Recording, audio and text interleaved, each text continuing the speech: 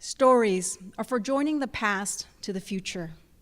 Stories are for those late hours in the night when you can't remember how you got from where you were to where you are.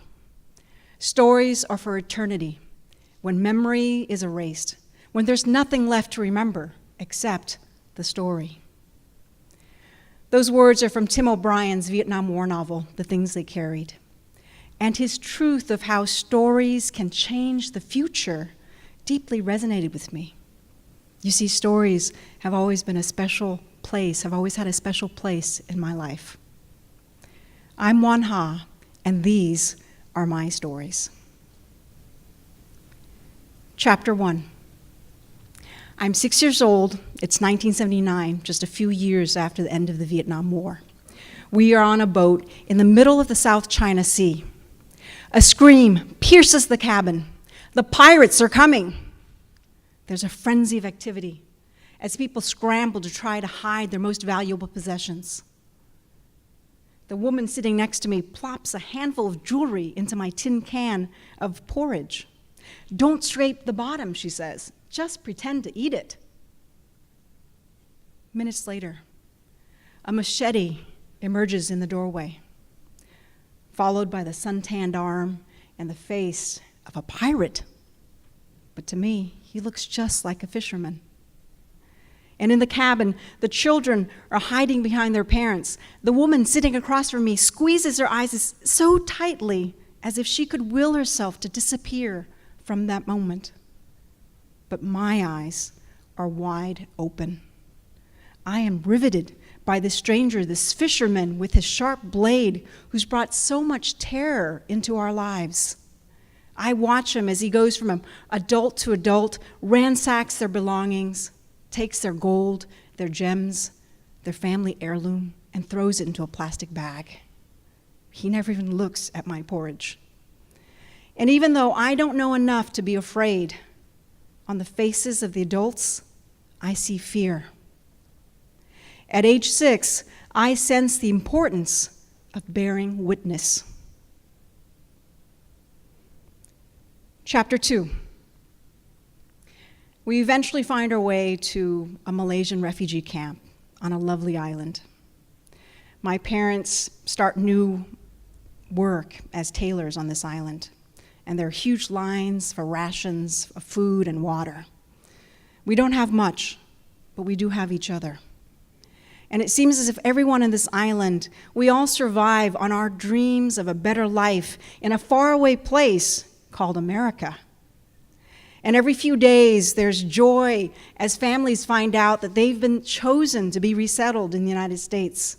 And there's so much hope as we're waiting for our letters of acceptance, hoping that we'll get the good news that an American family or an American church will take us to a place we've never heard of with names we can't pronounce.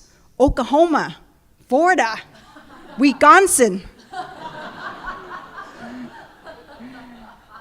We are super lucky. We end up in California the following year, where I start school, and I love English. My mom is a seamstress at a local shop, sewing clothes that she'll never be able to afford. My dad has a morning newspaper route before his classes at the vocational school. And on weekends, I get up with him at 4 a.m., and we go down to the paper plant. We pick up stacks of newspapers, and we bundle them with rubber bands. As he's driving his Chevy Nova around the wealthiest neighborhoods of Southern California, I throw out the newspapers on the other side. And after we're done, he usually takes me to McDonald's, and we have breakfast as the sun comes up.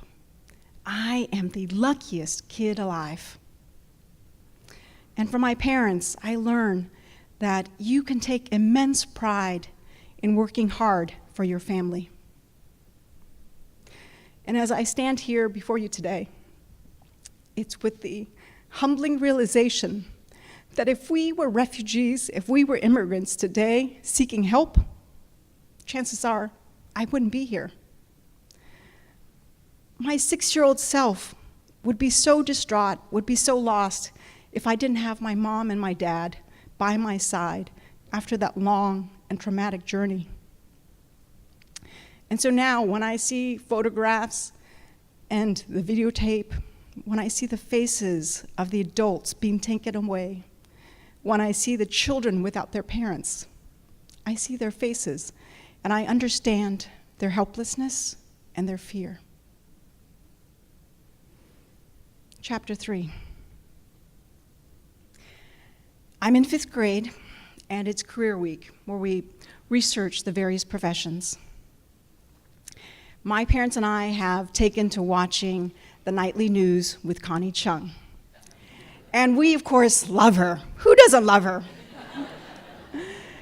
We can't believe that an Asian American woman can be the voice of authority on national television. It's so different from our reality as poor immigrants. So when it's my turn to present in class, I proudly stand up and say, when I grow up, I want to be a reporter. A voice pipes up. You can't be a reporter. You're a nip. The class erupts in laughter. Now, for those of you who don't know, that was a derogatory slur for Asian Americans back then. I was 10 years old, and I was devastated. It was such a defining moment that a friend saw me as the other, the foreigner, that I was somehow different because of the color of my skin and the shape of my eyes. And that I couldn't believe that he or anyone would put me in that box. I wanted to prove him wrong. I didn't want to listen to that voice. And over the years since that day, I have to admit that sometimes that voice creeps in. That voice turns into doubt, that I'm not good enough, that I'm just an immigrant, the nip. It's in those moments of doubt that I go back to my stories. I go back to the past so that I can move forward. I put myself back on that boat in the middle of the sea with the fisherman, his machete, and the fear all around us. I'm back in that refugee camp in Malaysia and the intoxicating talk of dreams. I'm in the car with my dad delivering the newspaper. And yes, I'm back in that class where the kids are giggling. And when they stop, I am on the verge of tears. I look at the boy in the eyes, and from somewhere deep, deep inside my 10-year-old soul, I grasp a truth from the future. I tell him, I am a nip. I am a nip. And I will be a reporter. Thank you.